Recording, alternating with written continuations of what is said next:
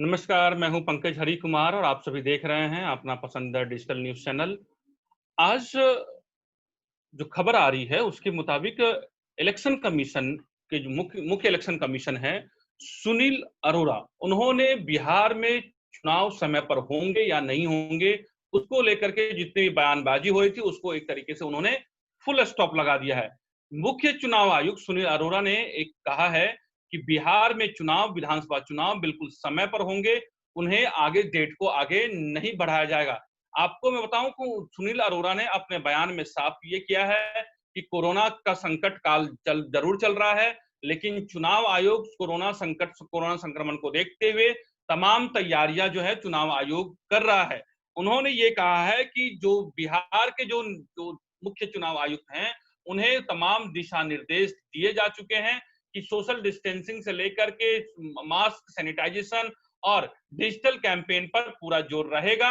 आपको मालूम है कि बिहार में चुनाव समय पर हो या ना हो, उसको लेकर के तमाम तरह की बयान अलग-अलग दलों का अलग-अलग रुख रहा है।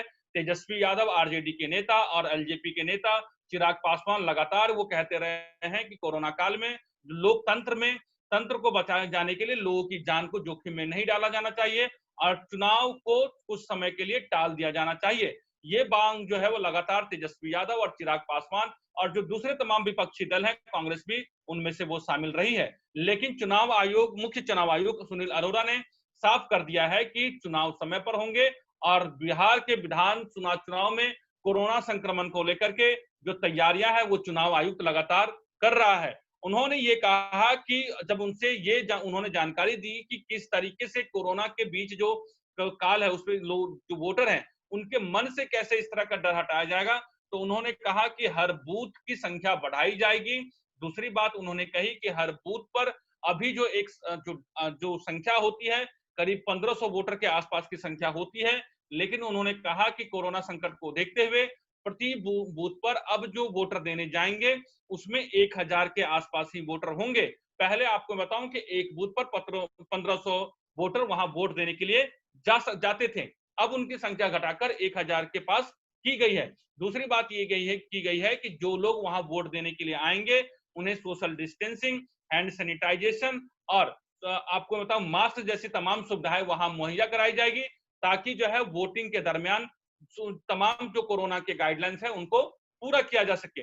दूसरी बात उन्होंने ये कही है कि जो भी 80 साल से ऊपर हैं, जो स्पेशल ड्यूटी में लगे हुए हैं, साथ ही जिनको जो वहां पर नहीं आ सकते हैं, बुजुर्ग तमाम लोग वैसे जो मतदान देने के लिए नहीं आ सकते हैं या गंभीर बीमारी से या कोरोना से जो पीड़ित हैं, उनके लिए बैलेट पेपर का इस्तेमाल किया जाएगा। उन्हें बैलेट पेपर के माध्यम से वो पहली बार बिहार के चुनाव में उनके लिए इस्तेमाल करने की छूट होगी। आपको मैं बताऊं कि अभी तक जो सेना होती है और केंद्र के कुछ जो कर्मचारी होते हैं, उन्हें जो सिर्फ बैलेट पेपर का इस्तेमाल करने का जो है वो प्रावधान है। लेकिन चुनाव आयोग बिहार में पहली बार कोरोना को देखते हुए जो बुजुर्ग सीनियर सिटीजन हैं, जो कोरोना जैसे बीमार जो गंभीर बीमारियों से गुजर रहे हों या फिर जो एसेंशियल सर्विसेज में जिन्हें लगाया गया होगा, उन सभी लोगों के लिए बैलेट पेपर का इस्तेमाल किया जा रहा है। उन्होंने ये कहा कि उन्होंने एक बात ये कही कि लोगों के मन में जो कोरोना का जो डर है उसे निकालने के लिए ज्यादा से ज्यादा डिजिटल कैंपेन किया जाएगा,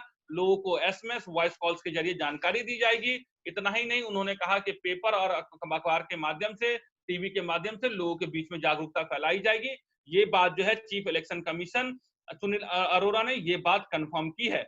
अब जो है उन्होंने ये कहा था कि 11 अगस्त तक चुनाव आयोग ने तमाम जो तैयारियां हैं उसको लेकर के बिहार की जितनी भी तो पार्टियां हैं उनसे सुझाव मांगे थे और उन तमाम सुझावों के आधार पे जो निर्वाचन आयोग है वो आगे की जो है वो जितने भी निर्णय है वो लेंगे, तमाम पार्टियों को वो बताएंगे।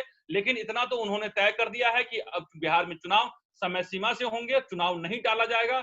ये बिहार में अपने कोरोना काल के बाद ये पहला विधानसभा चुनाव होगा बिहार में जहां पे कोरोना जैसी पेंडेमिक बीमारी में वहां पर बिहार में चुनाव कराए जाएंगे और ये चुनाव आयोग के लिए एक बड़ी चुनौती होगी।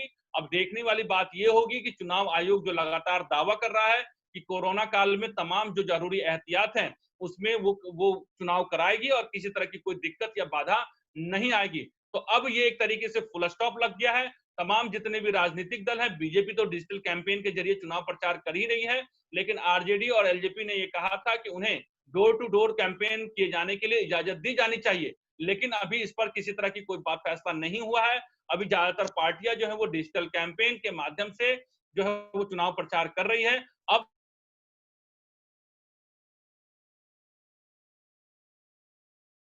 और अब जो है वो और बिहार में सरगर्मी आपको तेज देखने को मिलेगी।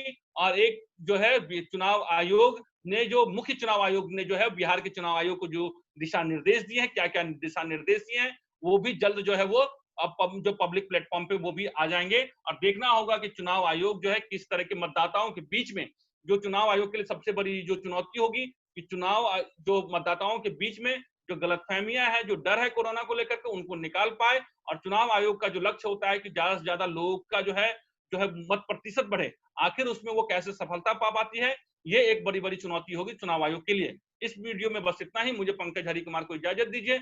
नमस्कार।